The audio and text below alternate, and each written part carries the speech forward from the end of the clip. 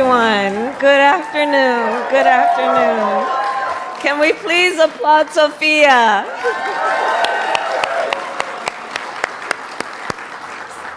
This is why we know the future is bright, right? Please have a seat. Please have a seat.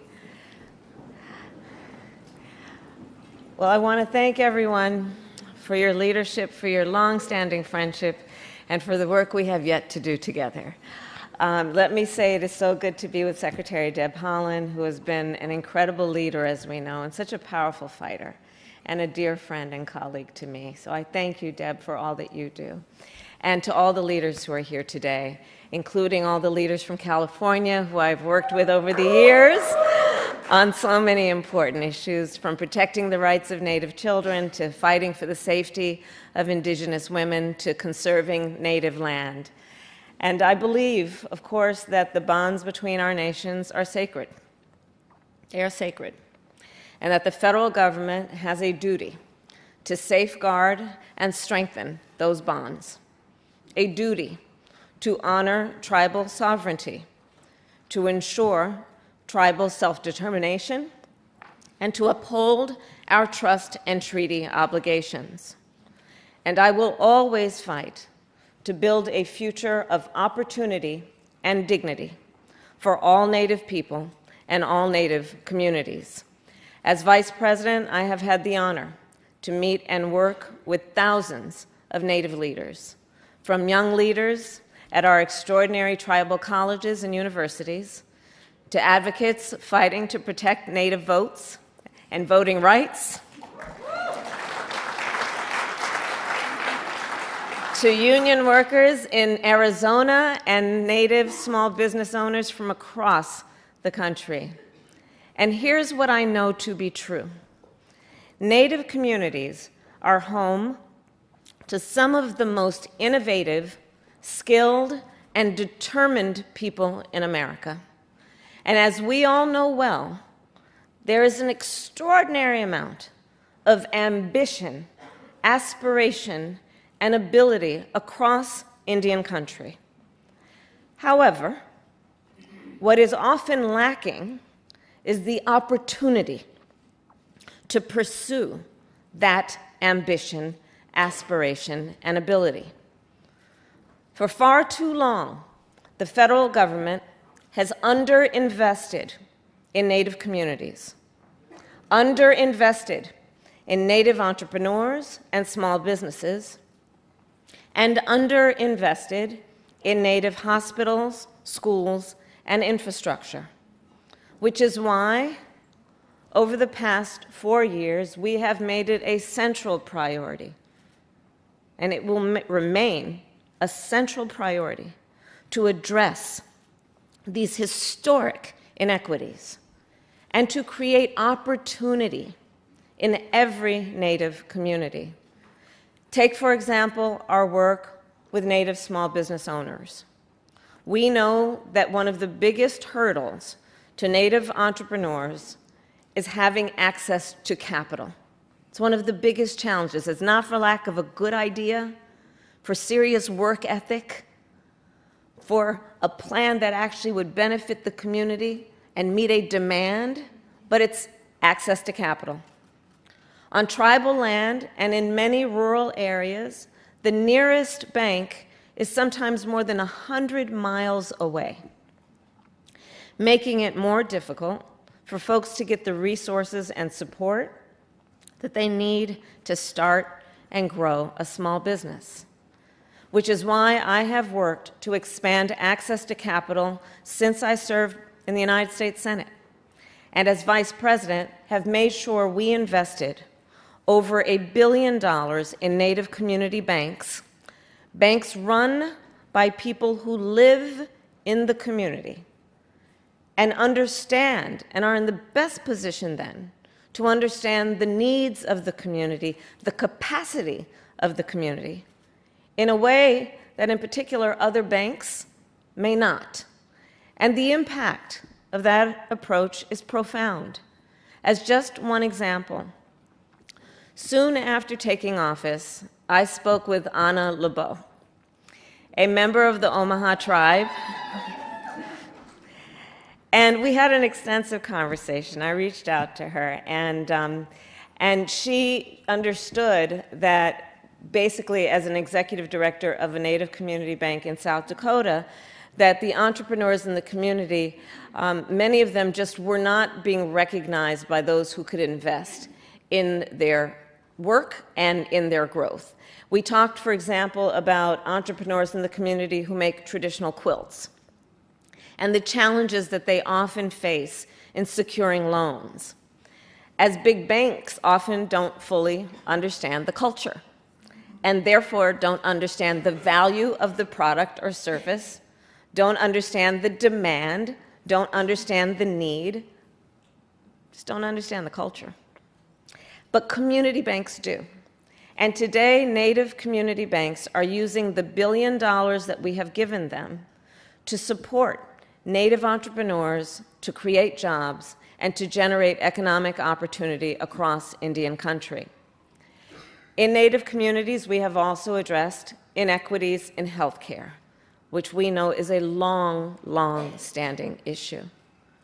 And we have done it with a belief, and I strongly believe, access to healthcare should be a right and not just a privilege of those who can afford it. That this is a matter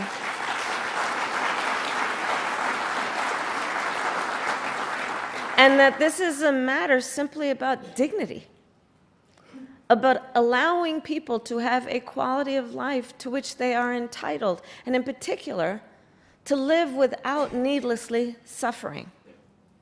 Nearly 3 million people rely on the Indian Health Service for medical care.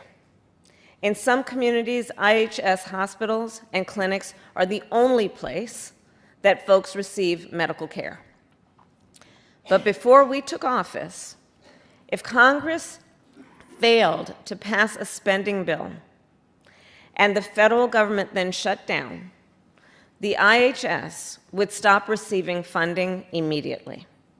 Many of you here know that. And when I was in the Senate, you called me to make sure I was clear about that. And hospitals, because what we know, hospitals and clinics across Indian country would then have to close their doors. I worked on this issue then, thanks to a lot of the leaders here, when I was a United States Senator. And I know the profound harm that these closures cause. In 2018, the federal government, many here remember that, the federal government shut down for more than a month. And I still remember the stories. A mother of 2 who was forced to wait for days for treatment for bronchitis, all the time terrified that one of her lungs would collapse. A 68-year-old grandmother who was forced to delay eye surgery despite daily pain. And a young man who was engaged to be married, who lost his life because the opioid treatment center he relied on in his community was shut down. These are just some of the stories, and they are heartbreaking. So when I was elected vice president, I was determined to finally deal with this issue and this injustice, and I am proud to report that for the first time ever, we made it so that IHS will now continue to receive funding even if the federal government shuts down.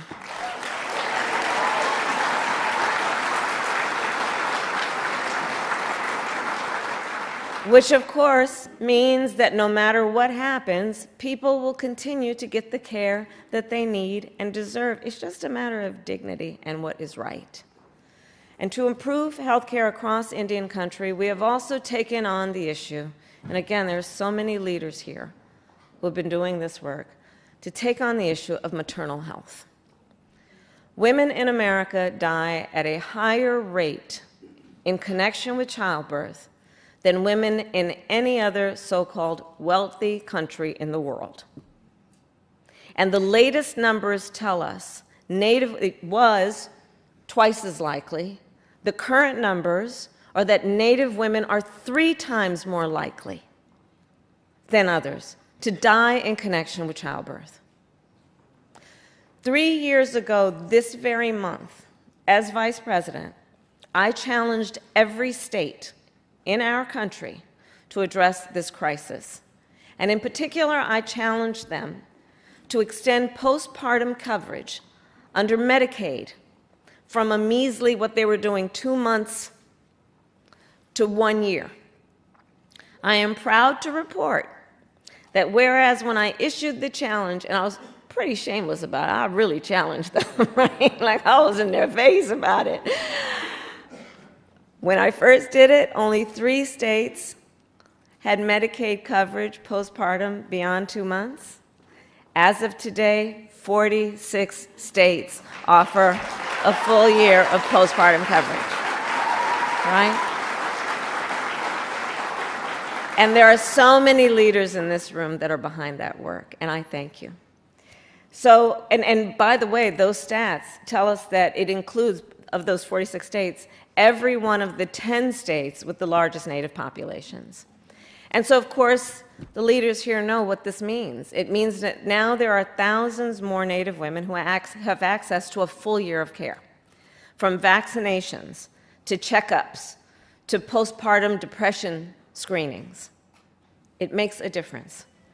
And all of this to know what we, again, must always do: fight for the dignity of all people.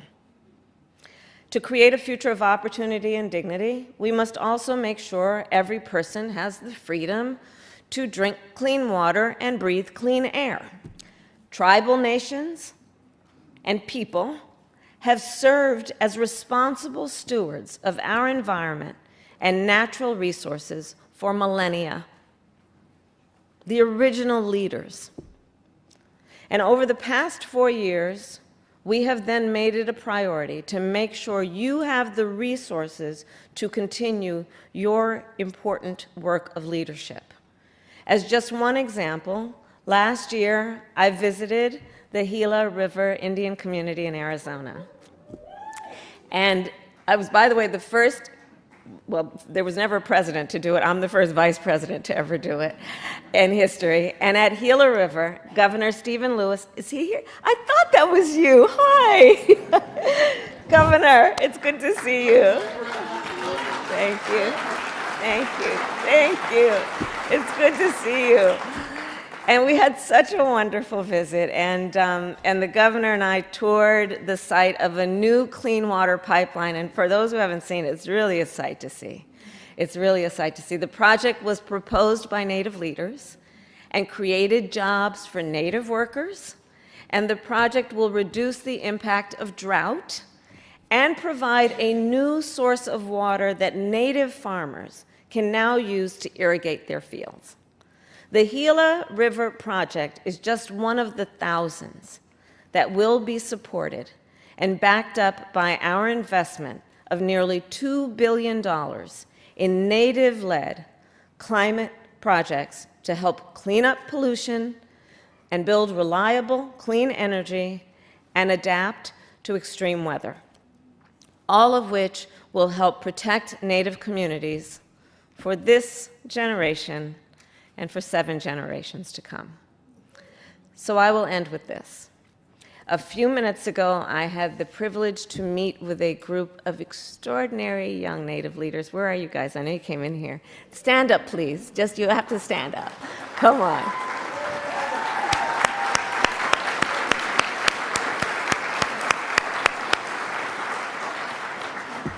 And we had such a wonderful visit. I could have just hung out with you guys all afternoon, to be honest. I'm telling you, our future is so bright. And I said to these leaders a few things. I mean, you know, this is just, I guess, for all of us culturally, we lecture. I lectured them. I told them what to do. I gave them advice they didn't ask for. And one of the things I said to them is that your leadership and your voice is so important, and we are so proud of you.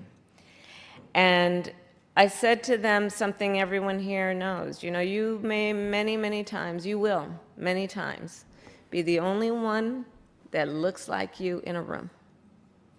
Be it a boardroom, a lecture hall, a meeting room, a congressional hearing. You may be the only one that looks like you in that room. But you always remember you are not in that room alone, that we are all in that room with you, and that when you walk in that room, we expect and demand that you will walk in that room chin up, shoulders back, carrying the voices of all of us who are so proud that you are there and are counting on you to lead. And I see in our young leaders such incredible potential. I see purpose. I see determination. I see ambition, which I applaud and must always be applauded. And here's one of the things I love most about our young leaders. They are rightly impatient. They are not waiting for someone else to lead. They are prepared to lead. And so I say, in the midst of challenges, in the midst of what might sometimes be a profound sense of uncertainty, let us always continue to have faith in our young leaders, in their future, and in our collective future. And I thank you all the leaders here, for all you have done and all you will do, and let us continue to fight for the opportunity and the dignity of all people. May God bless you, and may God bless the United States of America.